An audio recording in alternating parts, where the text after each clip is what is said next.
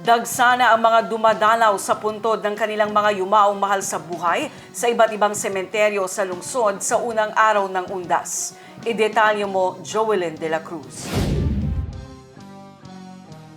Ito ang sitwasyon sa Malagapa Cemetery sa Cotabato City ngayong araw. Dagsana ang mga bumibisita sa puntod ng kanilang mga mahal sa buhay sa unang araw ng undas. Ngayong tanghali, nagsiuya na sila mayang hapon.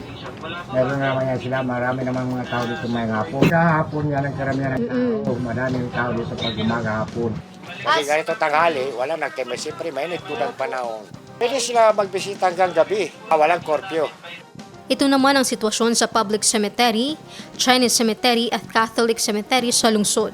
Inaasahang dadami pa ang mga dadalaw sa puntod ng kanilang mahal sa buhay mamayang gabi hanggang bukas.